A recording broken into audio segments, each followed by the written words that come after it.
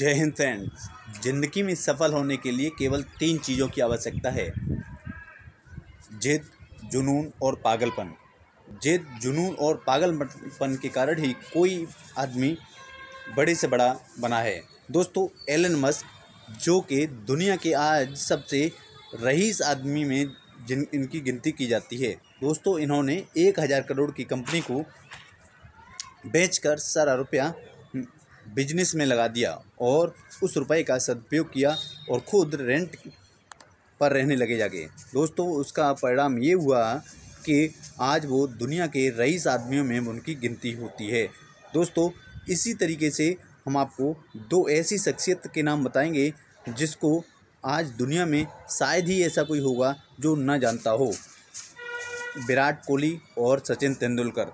दोस्तों, मैं ये तो नहीं कह सकता हूँ कि इनमें क्या क्वालिटी है, लेकिन इन दोनों में एक चीज़ कॉमन है कि ये दोनों एक तरीके से पागलपन है इन दोनों में जुनून है बहुत ज़्यादा, और इन दोनों में बहुत ज़्यादा जिद भी है, या कह सकते हैं ये पागल भी हैं, जिद्दी भी हैं और जुनूनी भी हैं। दोस्तों, ये अपने इन्हीं गुणों के कारण आज दुनिया में जाने जाते हैं। दोस्तों, बताया जाता है कि विराट कोहली के पिता का शव घर पे था, लेकिन ये दिल्ली के फिरोज शाह कोटला मैदान में ये क्रिकेट खेल रहे थे, रणजी मैच खेल रहे थे। दोस्तों, लेकिन इसी तरीके से बताया जाता है कि सचिन तेंदुलकर जो अपने पिता की अंत्येष्टि करने के बाद ये अपना मैच खेलने के लिए गए। दोस्तों, कहीं न कहीं कह सकते हैं कि आदमी के अंदर ये जिद और जुनून अगर हो तो क्या नहीं कर सकता है। बताइए, ऐसा कौन हो सकता है जिसके पिता का शव घर पे हो और वो अपन मैच खेल रहा हो या वो अपने काम में लगा हो। दोस्तों, कहना बहुत आसान होता है, लेकिन करना बहुत कठिन होता है। अगर हम सब लोग को अगर देखा जाए तो अगर कोई जुकाम भी हो जाता है या कोई चोट भी लग जाती, तब भी हम काम न करने के लिए बहाना बनाने लगते हैं। लेकिन जो ये लोग सफल हुए हैं या जो शख्सियत ये बनी हैं, इनमें सबसे पहला मेन ये तीन क्वालिटी ही है इनकी सफलता की। कहा जा सकता है कि ये लोग एक जिद होने के कारण, एक जुनून होने के कारण ये लोग सफल हुए हैं। दोस्तों, कहीं ना कहीं हम कह सकते हैं कि दुनिया में कोई भी अगर आदमी बड़ा हुआ है तो अपने उसके अंदर डेडिकेशन के साथ, उसके जुनून होने के कारण और उसकी हालांकि जब कोई आदमी कार्य करता है तो उससे लोग तमाम तरीके की बातें करते हैं। दोस्तों, ऐसे ही सदी के महानायक माननीय अमिताभ बच्चन जी का नाम कौन नहीं जानता है। बताया जाता है कि अमिताभ बच्चन एक बार रेडियो में अपना भर्ती निकली हुई थी, उस टाइम ये गए हुए थे और वहाँ पर इनको रिजेक्ट कर दिया गया था क्योंकि इनकी आवाज़ अच्छी नहीं थी। लेकिन बाद में फिल्म इंडस्ट्री में इन्होंने कार्य किया और इनकी लगभग 17 से 18 फिल्में रिजेक्ट हुई, कह सकते हैं 17 से 18 फिल्में फ्लॉप हुई। लेकिन जंजीर फिल्म आने के बाद इनको थोड़ी थोड़ी सफलता मिलना स्टार्ट हुई। लेकिन आज देखिए, बुलंदियों पर ये पहुंच चुके हैं और सदी के इस महानायक को कौन नहीं जानता है। साथियों, इसी तरीके से आइंस्टीन को कौन नहीं जानता है, जिसने बल्ब का आविष्कार किया था। आइंस्टीन ने बताया जाता है कि 10,000 बार प्रयोग किया था, लेकिन वो सफल बाद में हुए। हालांकि दोस्तों, इतना कौन प्रयास कर सकता है। हम सब लोग अगर 1-2 बार ही प्रयास करते हैं, 2-3-4 बार अगर सफल होते हैं तो बड़ा मोरल डाउन हो जाता है और नेगेटिव सोचने लगते हैं कि अब हमसे नहीं होगा, ये नहीं होगा, वो नहीं होगा, कैसे होगा।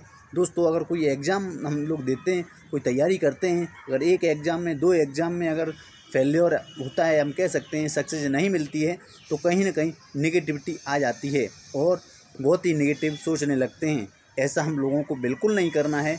अगर कोई भी हम लोग प्रिपरेशन कर रहे हैं, या यूपीएससी की या यूपी पीसीएस की या कोई भी स्टेट पीसीएस की या किसी भी जॉब की तैयारी कर रहे हैं, तो फुल डेडिकेशन के साथ उस कार्य में लगे रहना है और हम उस कार्य को तब तक करते रहना है जब तक कि हम सफल न हो जाएं। जब तक दोस्तों एक जिद नहीं होगी, एक जुनून नहीं होगा, एक पागलपन नहीं होगा, तब तक सफल नहीं हो सकते हैं। दोस्तों, इसी तरीके से एक बहुत बड़ी शख्सियत जिसे माउंटेन मैन के नाम से जाना जाता है, दशरथ माझी।